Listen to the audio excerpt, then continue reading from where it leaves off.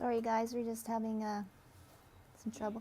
Can you text? You got it. Okay, Sorting out. Hold on. we're ready. You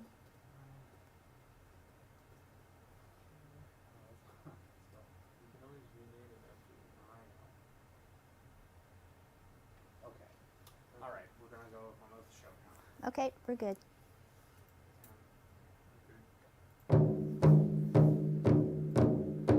For thousands of years, elders and knowledge keepers have used stories to educate future generations. Stories and words can help heal our hearts and make Mother Earth a better place for all people. This is Healing Hearts.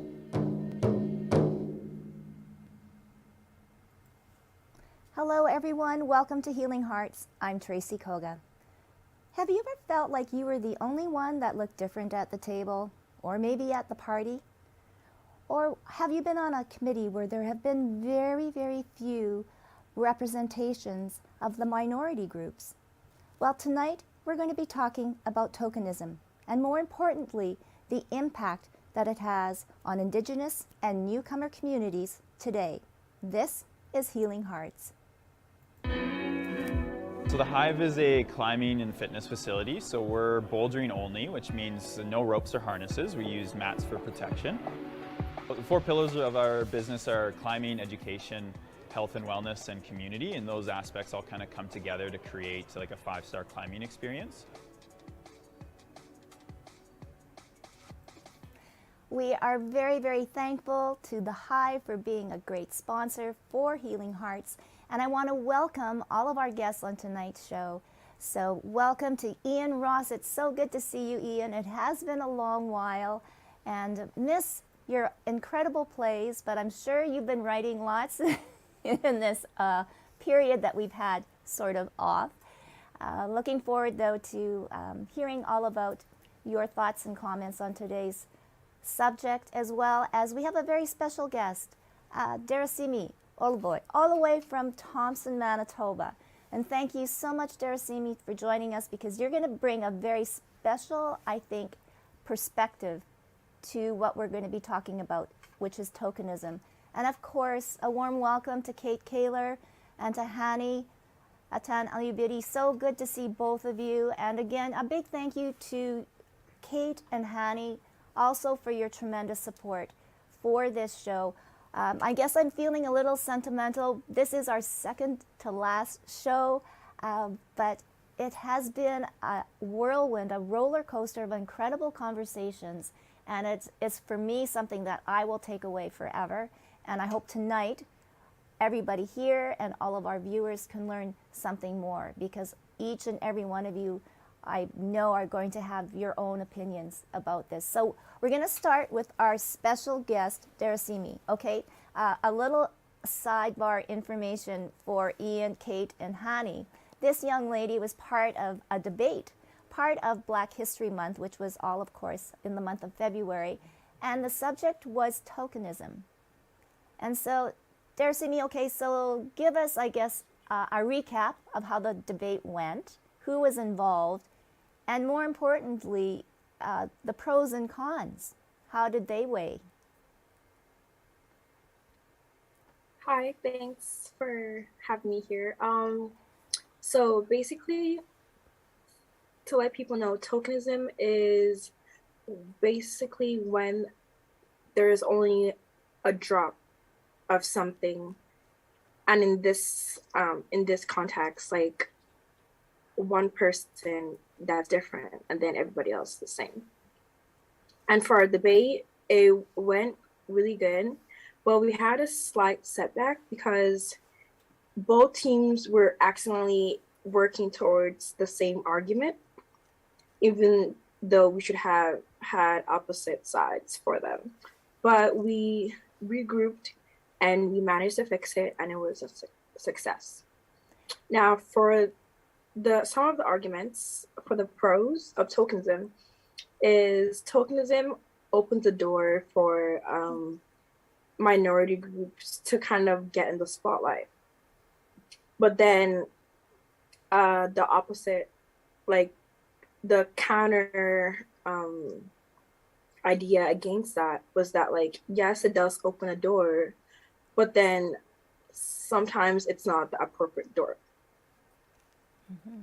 And then the other argument supporting tokenism was that tokenism lets people of color and other minorities kind of, like, when they see someone that looks like them, it makes others try harder and know that, oh, I can do this because so and so is doing this. This seems something like I can achieve because that person is also doing it. But then the thing against that was that, like, we shouldn't base what we want on people. And then that tokenism could lead into negative stereotypes. So those were kind of the main topics that we talked about. For you yourself personally, Darasimi, what was your takeaway from the debate? My takeaway was that I think tokenism, I was kind of in the middle because, yeah, there are some good parts and there are some bad parts.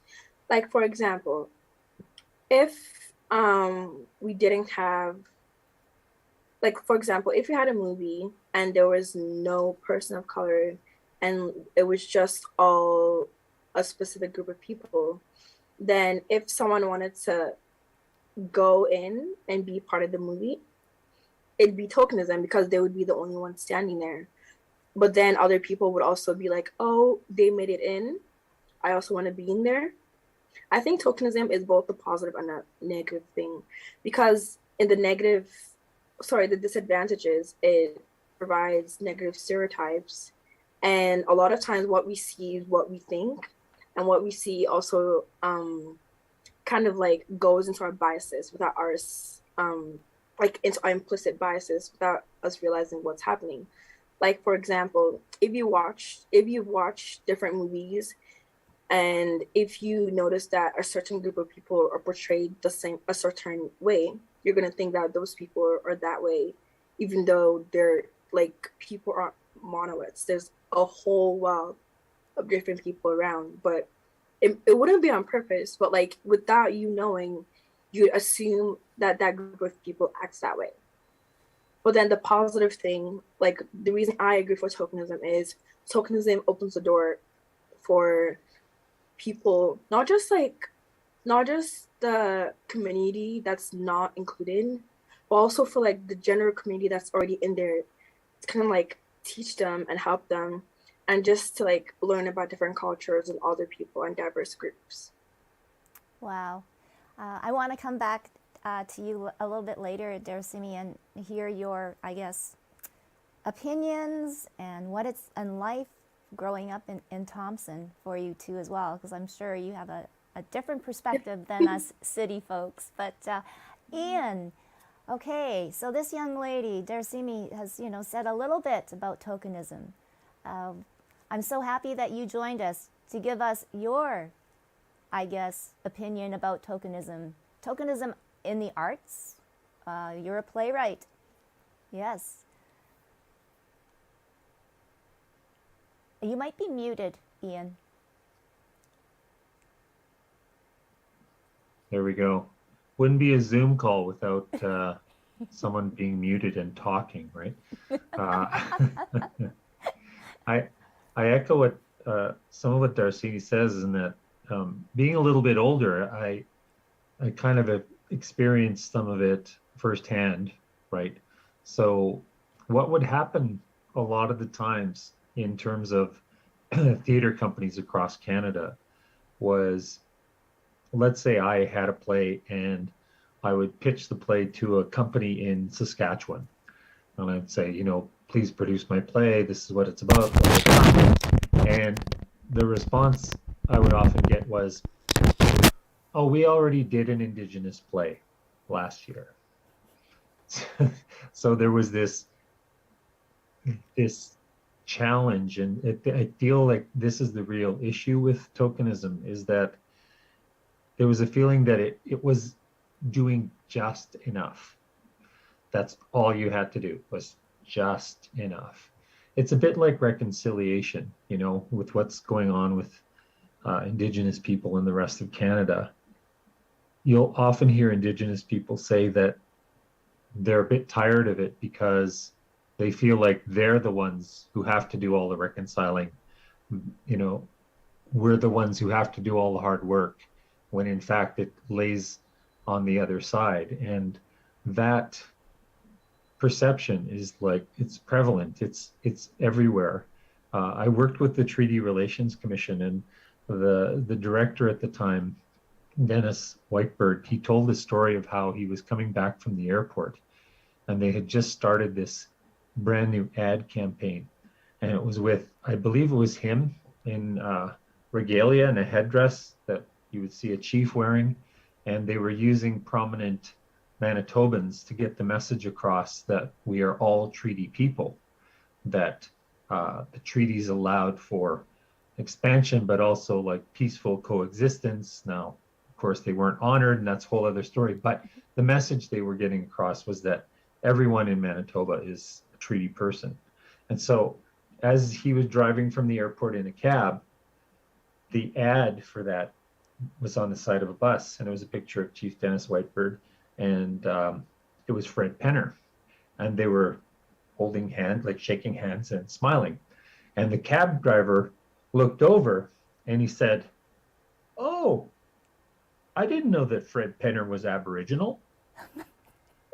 Right? So again, like the perception that even that message is so hard to get across that I think ultimately it can be more damaging if, as I said, that's all that's done. But I do see positive changes happening in Canada right now. I think there's a lot of things happening. And further to what Darasani said, like I just read about it yesterday. There's something called the Scully Effect.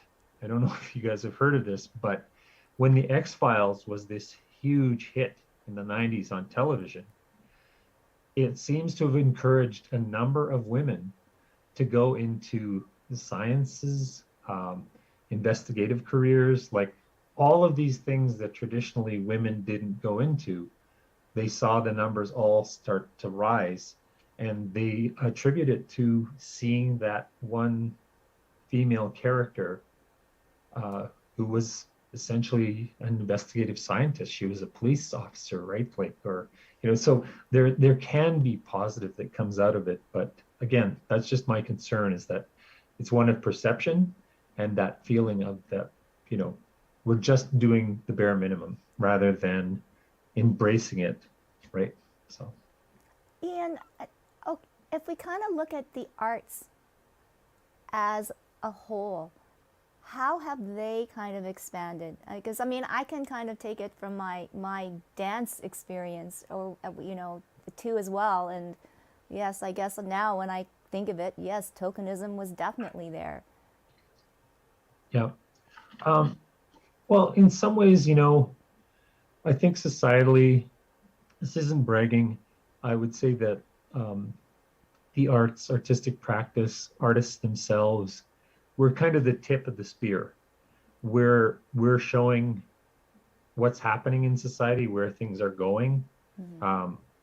Often you'll find that arts and artists embrace concepts and peoples in ways that other people are not quite maybe there. Like, just as an example, when I was a young man in theater, you would find there were a number of people there who were part of the LGBTQ community, which it wasn't called that back then. It was just sort of like, you're gay or you're trans or whatever. But there was an acceptance of that in theater. And I'm seeing there's still struggles there, but I'm seeing that becoming more broadly accepted within Canadian society, which I think is a good thing.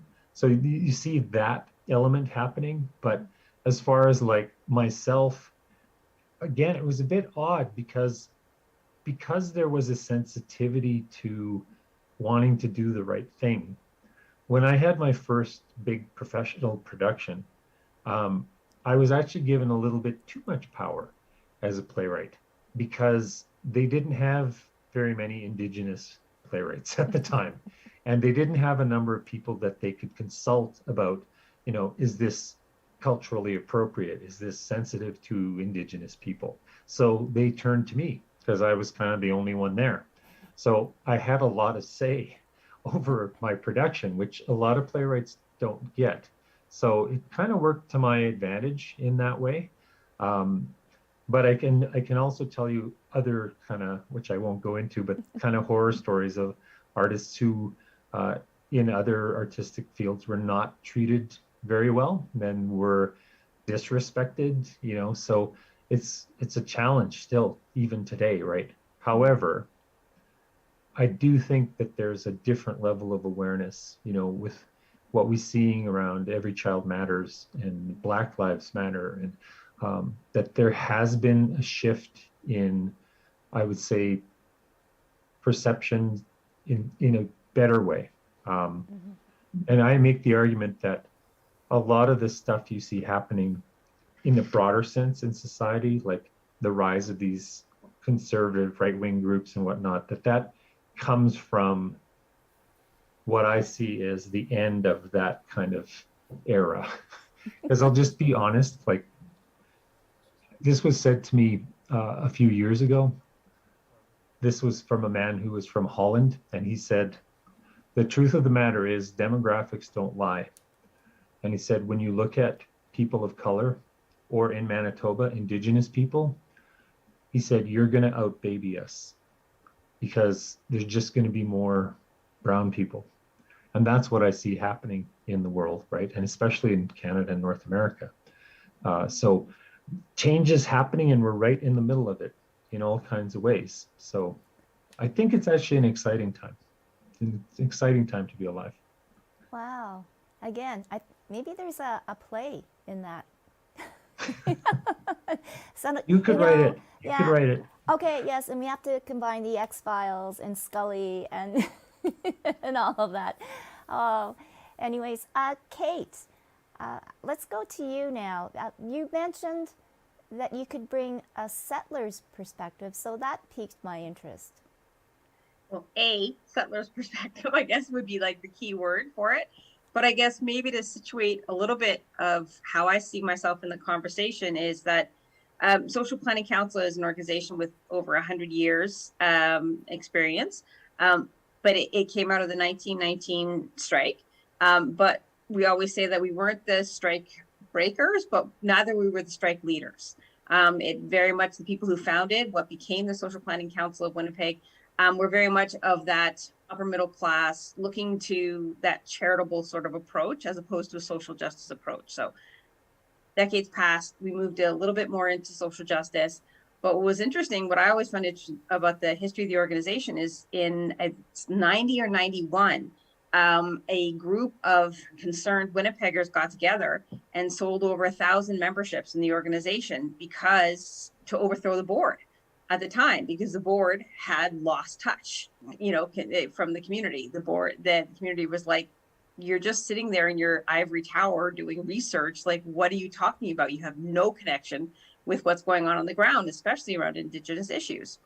And so, as a minor example of how things can move forward is like, that's what led to a bylaw change that said, actually, within our board of directors, we have to have a minimum of 3 Indigenous boards of directors, not one. We didn't say, like that time, they didn't say just one, but they said minimum of 3 out of 15, recognizing the idea that there are any number of other issues that are going on, and we want to make sure that those voices are heard. So I guess, to me, that was a progressive idea. I was not at the time. I'm not taking credit. I didn't live in Winnipeg at the time. It wasn't anything to do with it, but it was the idea that it was like they were saying, yeah, we can't just put one person in here and say, they're done, checked our box. So it was, and so, we've tried to honor that going forward. We've tried to honor that as far as when the idea of forming the Immigration Partnership Winnipeg came around, which we host. It is, my predecessor, so claiming no credit, approached Abdi Ahmed to take over the lead of it, to get this started.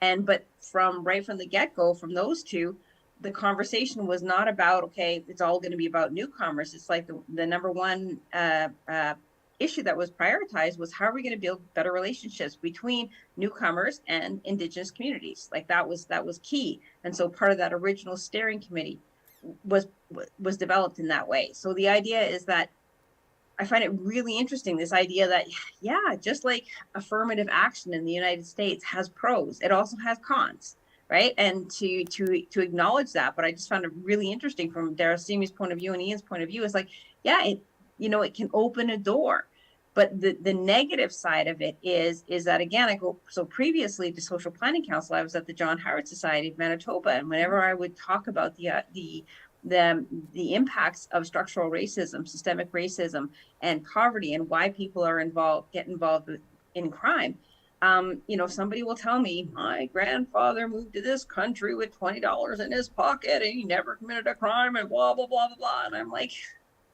great. I'm sure they worked really hard, but guess what? The stars aligned for that person, and there were not barriers placed in that person's way, the way they are in others. Mm-hmm. So I guess that, from my perspective, it's just the idea that it's just to be aware of, that you're not looking to just any sort of consultation, any sort of engagement.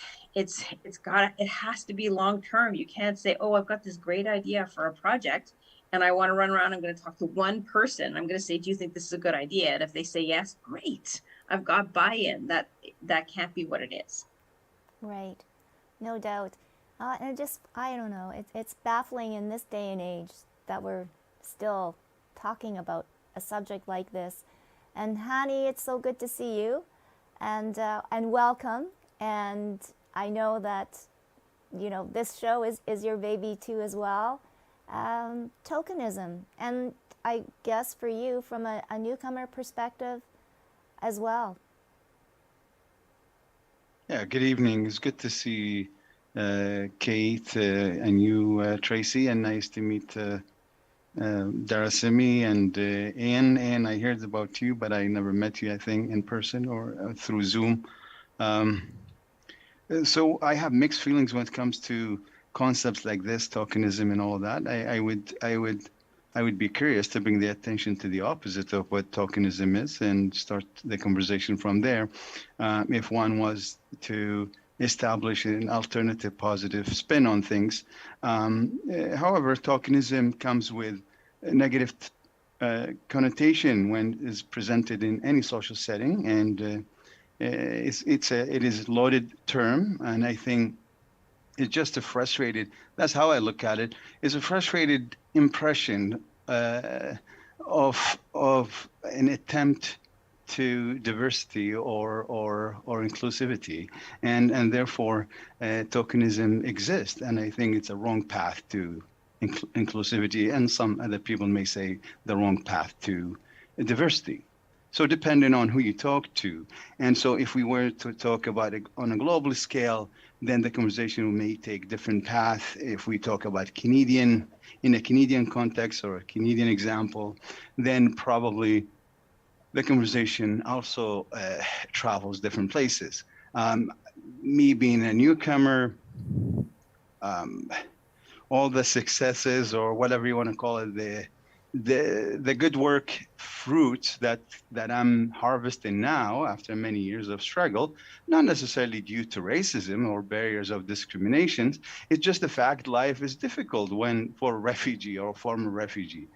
You have to voyage through many difficulties and you have to go through many hardships, but also the fact that I gained what I gained, it speaks volume to the fact that the society allowed some space for me to succeed.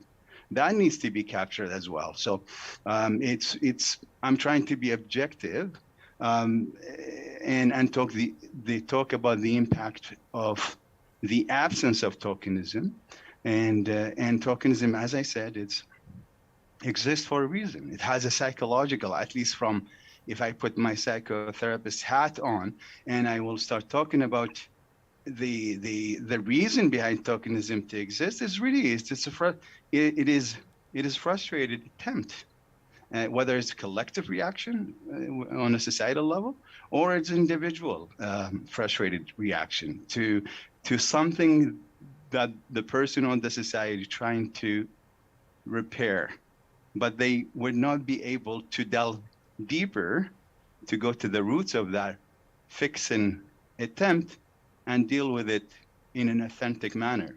And therefore, tokenism will serve us up. And so it is attempt. And I think, to be fair, I think the Canadian society, or we as a society, I think we're trying to make some, we're pacing through the path of reconciliation, or the path of connecting with one another. And yes, we're very slow on that path, but we are moving. I think there is a movement towards, I would say, forward, but it is not as fast as maybe we would like it to be, but we're moving. I think that's how I see it. I've been living in this city in particular for over 20 years. Trust me, there are many things happen over those 20 years. And we never had those conversations back then, 20 years, whether that was about diversity or inclusivity in this manner, or even tokenism or reconciliation. We did not have that. But now we have full conversation. But those conversations, if we leave them in the form of conversations, then we're all collectively practicing tokenism. If we move them to action, then we're doing something. Now, we don't want to prejudge ourselves and be harsh on ourselves, and we say, well, maybe we're still chewing on the same words that we chewed on last year and the year before. I think we need to kind of also be cognizant to the fact that we need to give ourselves time to process all of the things that happen as a nation, because there are lots of files on huge issues. Need some time. And I think we're doing our paces. We pace through it. We may pace through it slowly, but I feel, at least from my perspective, I think we're going somewhere, and I hope we're going somewhere positive.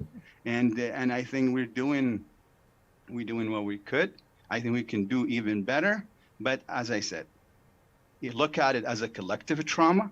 That's how I see it. Collective trauma would require some time for people to open up, be authentic. What kills the authenticity of any conversation or any attempt to get rid of tokenism is the political correctness and the attempt to make things look a little bit better so we please the listeners. Some listeners don't have the depth to understand all of the details, and that is okay, because they are on a different path. But we need to be authentic and genuine with what we believe in, and share it with our society, so our society can actually, it needs sometimes a little bit of a shake-up, so they can hear, oh, okay, this is a new details. It can shake up a little bit of my belief system. And it doesn't mean in a disrespectful manner, but in a creative way, to pause, reflect, and come up with the new ideas. But it seems to me when we run with the herd, just so we please one another, becomes a problem. And that's in itself tokenism as well. So I'll stop here to give others a chance to talk. Oh, Hani, you always put it so well.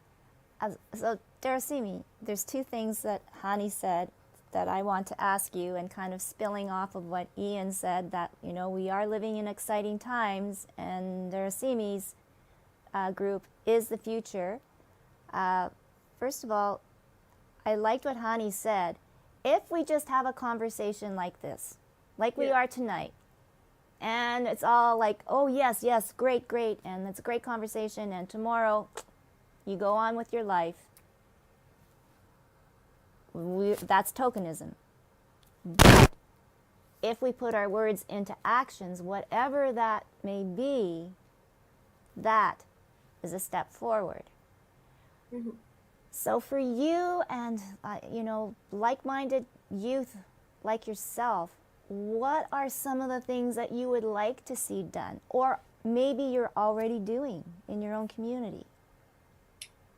Something I would like to see is less of performative activism, if I could put it that way.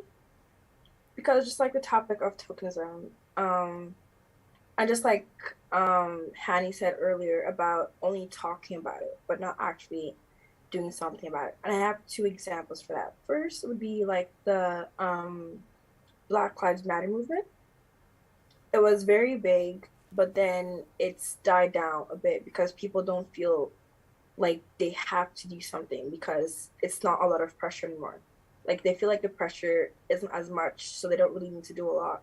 And another example is for reconciliation, because I remember in grade 8, I think it was, or grade 7, I was participating in the Imagine a Canada project, and I submitted my project, and I think I did pretty good.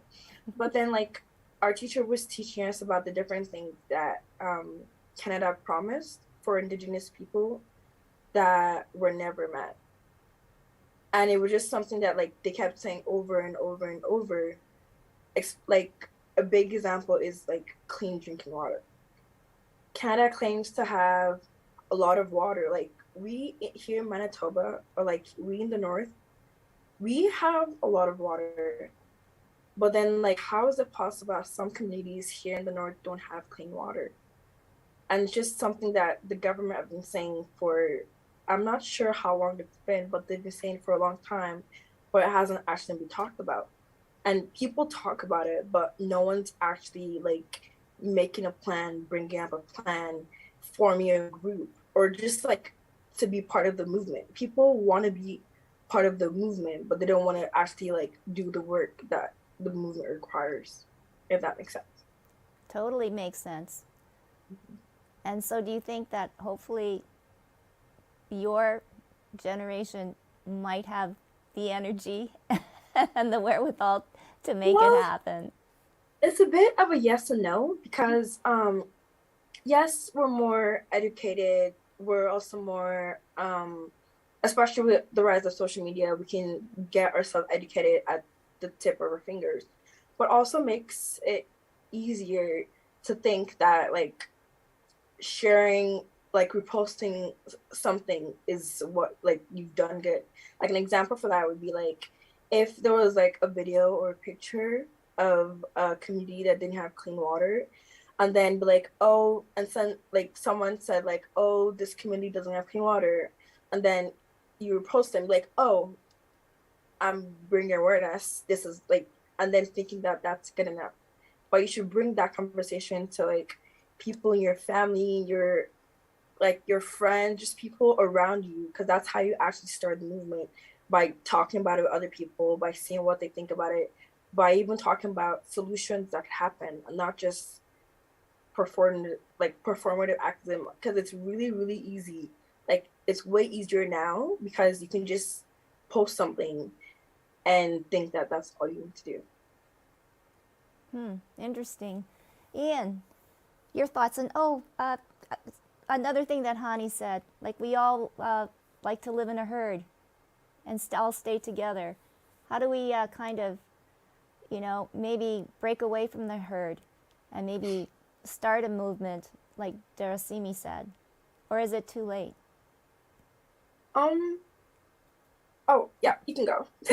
No, if you were going to talk, go ahead. Okay, I was gonna say, I don't think it's too late, but we just need more people to realize, because like I learned, because I took psychology last semester, and the thing is when one person, no, like when something bad is happening and people are gonna think, so okay, I'm gonna make it easier to understand.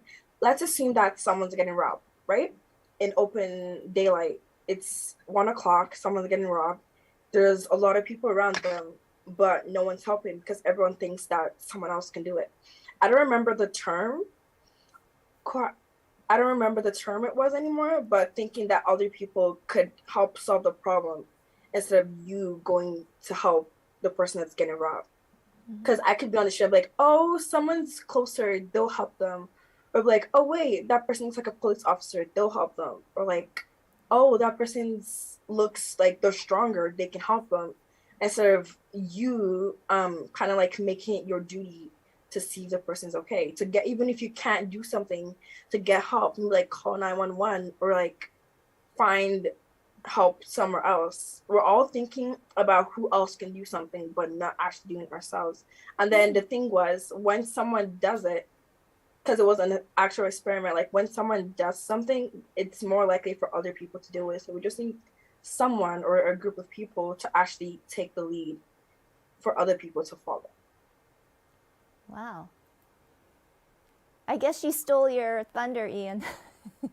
No, not No. at all. I love listening to younger people because I have a lot of hope. It just, to me, it's the better way to be. Because if you look at certain things, like say the climate, there's a lot of scientists and others who despair about that, right? But not getting into any of that, I think, to me, with what people have said tonight, like, part of the issue I feel is like there needs to be a radical shift. And now I'll talk about it from an Indigenous perspective, right? And to use your herd metaphor that you were talking about earlier, a wise woman once told me, she said that we used to all be bison, and we lived in our communities and on the land, and whenever a storm would come on the prairie, bison herds would turn and head towards it because they knew their best chance for survival would be to go into the storm. When bison run out of water, they'll go to certain spots and they'll dig with their hoof until they find water. The problem is we've all become cattle. We've all become cows.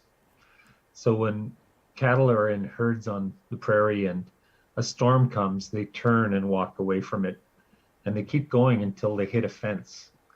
And sometimes with the storm, a flood will come and they'll all drown. If cattle don't have water, they die.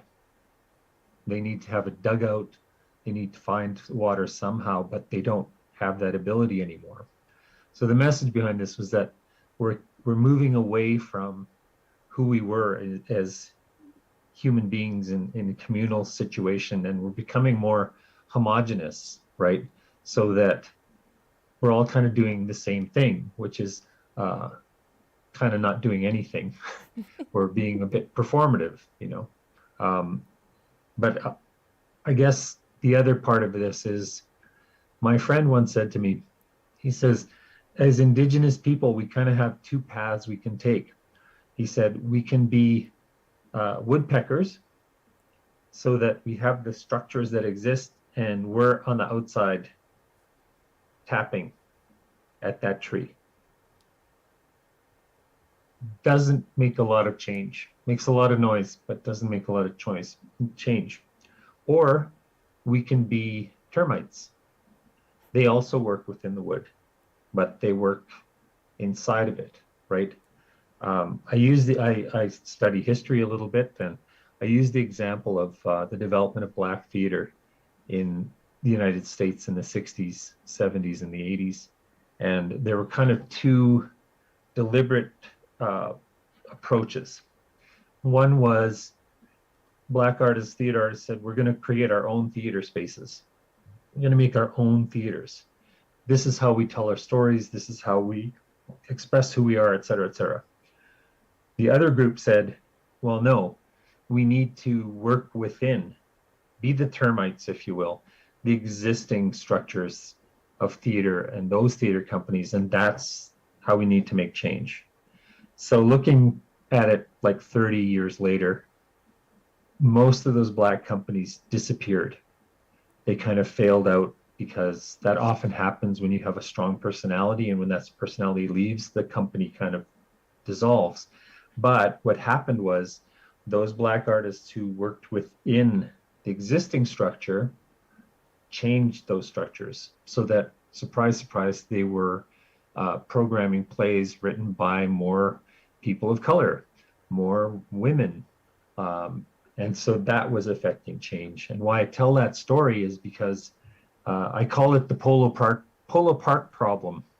So Polo Park is the biggest mall in Winnipeg. And let's say there's 200 stores in Winnipeg, okay, or in Polo Park.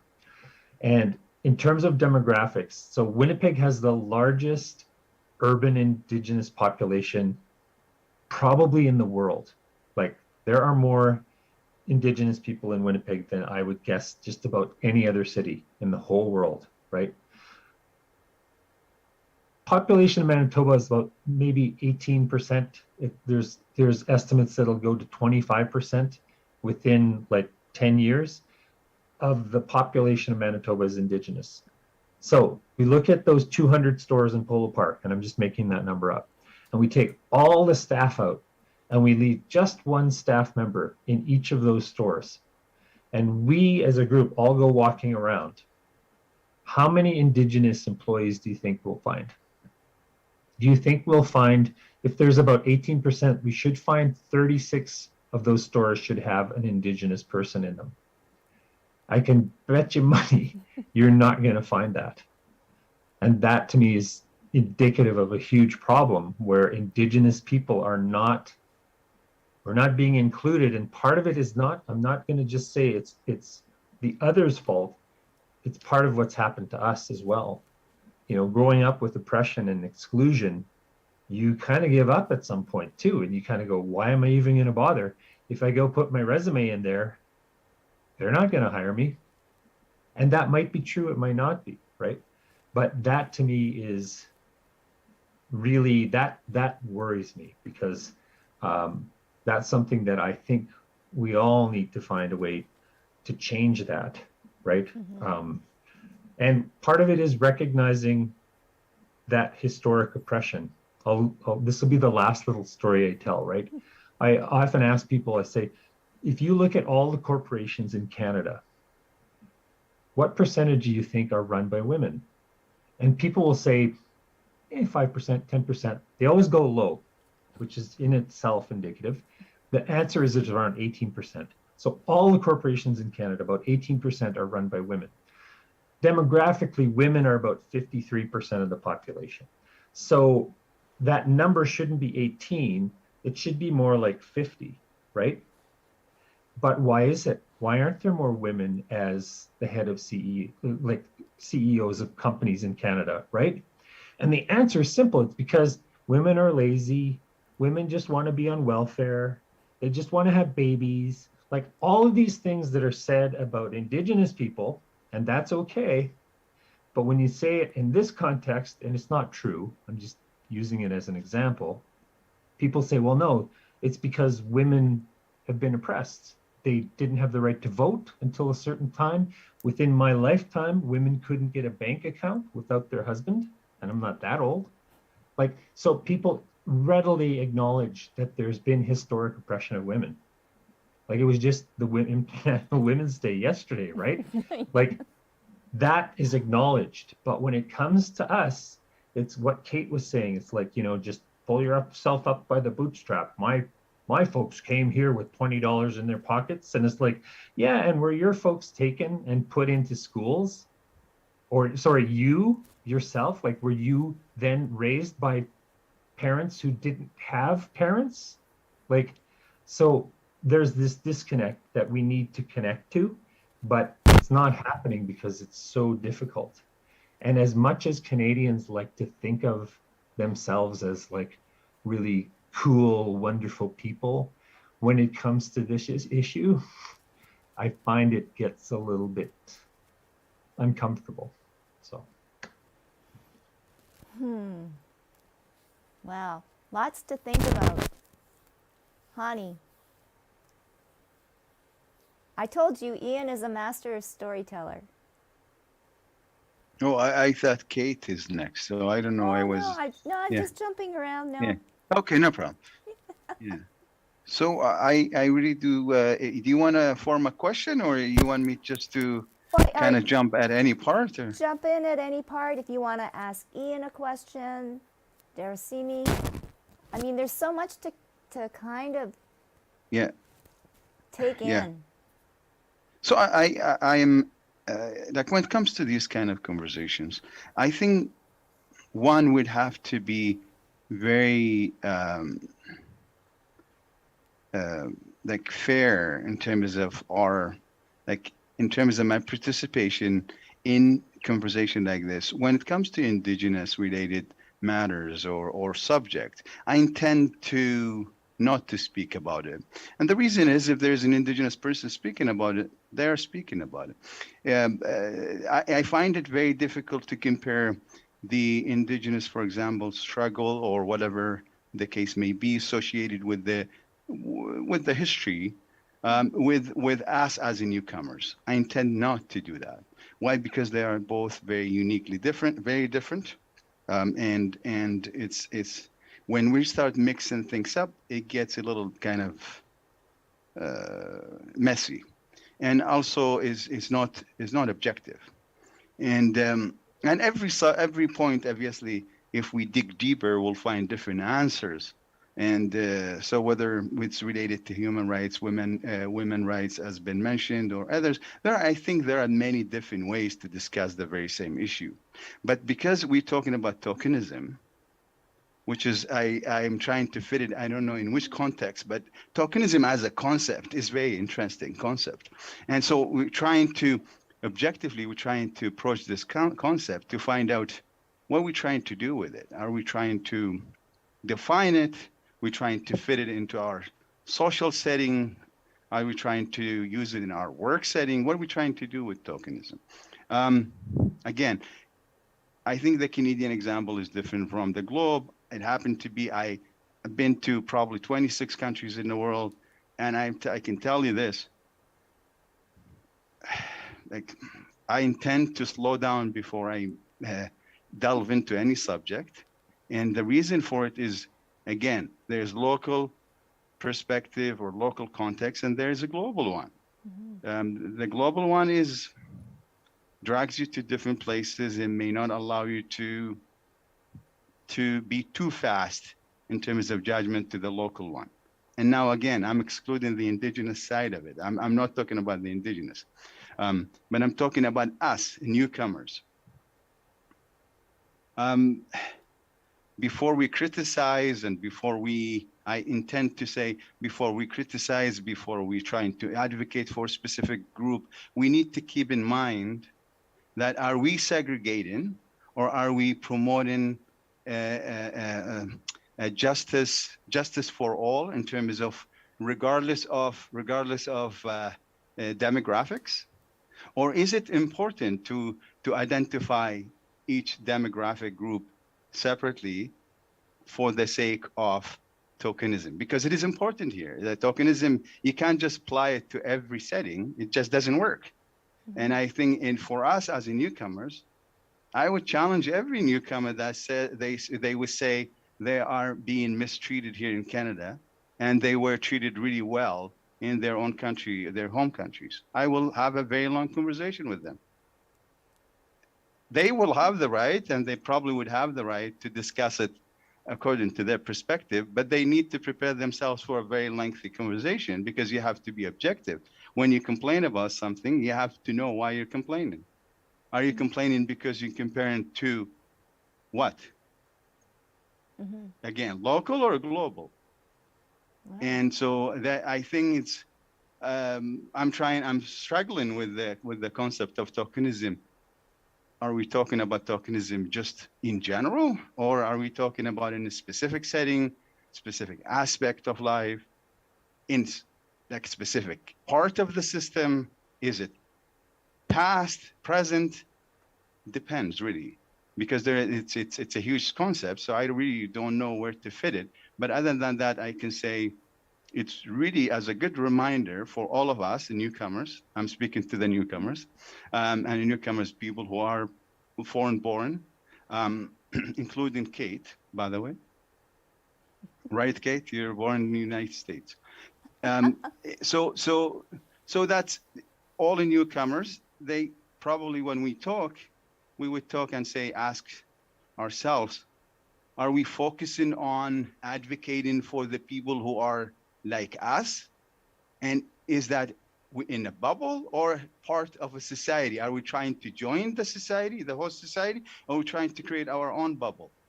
Again, segregation.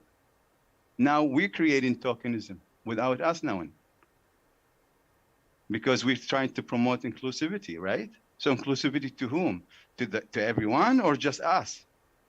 And based on what? common factors or what? Like so it can take us to different places, but all what I'm saying, I remind myself to be objective. I mention the things, the difficulties, and then I would say, do I attribute those difficulties and hardships to the society, to a specific individual, or to me? Or maybe it's elements of everything that I mentioned. And so it can go different places, but again, being objective and fair, I think, is the key in terms of discussing tokenism in everywhere, in every setting, in every part of our lives. And speaking of newcomers and their life here, you would say you can see many good, positive aspects of us living here in this country than the negative part. And of course, there are groups within the groups. And I cannot speak on behalf of every newcomer because every group is unique. But nevertheless, I think objective conversation needs to be directed and guided by kind of a sense of fairness to what we want to achieve and which part of this tokenism we want to tackle. I'll leave it at that. Okay, Kate. Oh, question. Can we just get rid of the word tokenism? Like, let's just scrap it. Let's just everybody's I don't equal. think we can. Yeah. Yeah, no. Let's yeah, put on our I don't bison heads and let's like put our hooves into the ground and dig for water. You know, I think it's a valid word, and I think we actually have to kind of continue to recognize it because it's too easy. It's too easy to, as I said, you know, look for the box and check it and say I've done my due diligence, sort of thing. So, first of all, I only wanted to, because I didn't say first with Darasami to begin with. I love the fact that you guys kind of came together to debate something, and there was a misunderstanding, and you both kind of developed the same arguments, right? And of course, what I found is like you said, yeah, we worked it out, you know, like that was fine, you know, and so. Because of course, like the whole part of debate, right, is like when you're preparing for a debate, you're supposed to understand what you think the other side is going to say to you, right? You're supposed to examine those arguments and you're supposed to have a rebuttal. But that's the idea. We always listen to respond. We don't actually listen to hear, you know, or at least certainly in my culture, that's the problem. And I don't want to put that on every other culture because I actually think many other cultures do it way better than mine. Is they actually listen to hear what the other person is saying. And that's the basis of conversation. So I love the fact that you got together to have a confrontational debate, but then you figured it out so that how you could do that. The other thing, when you asked me the question about like, can we get rid of tokenism, but then listening to Ian and talking about demographics, because demographics is a very tricky thing. When we talk about the idea that, again, so in Canada, we know 4% of the overall population are Indigenous, but they represent about 25 to 28% of the incarcerated population. Some people will take away a racist view of that demographic. They're, you know, just as Ian said, women just want to stay home and have babies and they don't want to go to work and that sort of thing. So the idea like I very much, and when we look at the overrepresentation of people with diabetes and Indigenous people will go, well, that's a lifestyle choice. It's like, no, like once you put them all together, you have to say it's structural racism. That is what is at the root of it. And so when you ask me the question, can we get rid of tokenism, or at least the word? No, we have to get rid of tokenism for yes, but we can't get rid of defining it when we see it, because that is a huge part of the problem. And not being afraid of the numbers, because just, you know, obviously we're still not out of a pandemic, and we actually struggle in Social Planning Council with Immigration Partnership Winnipeg when we were identifying who was transmitting, where were the hotspots of transmission. And of course, a lot of them were in places where people of newcomer were working in places. Well, guess what? Those are the only opportunities they were afforded. Their working conditions did not allow them to say, no, I am not doing that. It's an unsafe place for me to work. You know, that's the idea. It's like they were low wage, they had no sick pay, no sick leave, none of those things. That's why those were hotspots for the spread of COVID-19. So the problem is some people will always look at it and try to blame the individual, but it's up to us to make sure that we actually say why why this happened, and it's about the structures around that caused it to happen.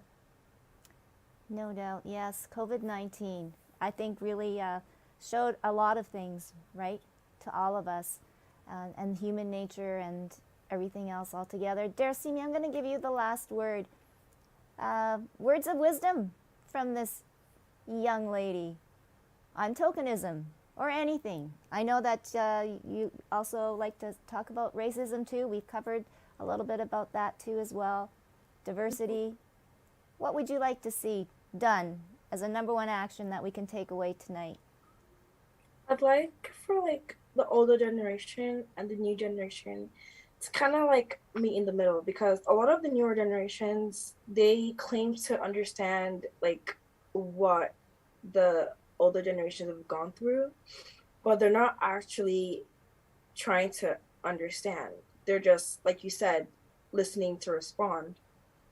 Because for things like history repeating, we need to learn about history for it not to repeat, or else it's going to repeat. So I need to make sure that we educate ourselves. And for people that have these negative experiences, you don't have to be vulnerable when you don't want to, but kind of like share experiences in case someone might be going through the same thing. All right. Well, thank you. We're all nodding. And you get my vote there, Simi, when you run for government. Okay, they'll be our first female, whatever. But thank you so much for joining us, and all the best to you in grade 11. And continue on this course. We're all here behind you. Thank you so much. And thank you, Ian. And thank you, Kate and Hani, for this incredible conversation. And to all of you out there, take some action. Tokenism, what does it mean? And let's do something about it. All right, thank you so much for joining us tonight on Healing Hearts. Good night.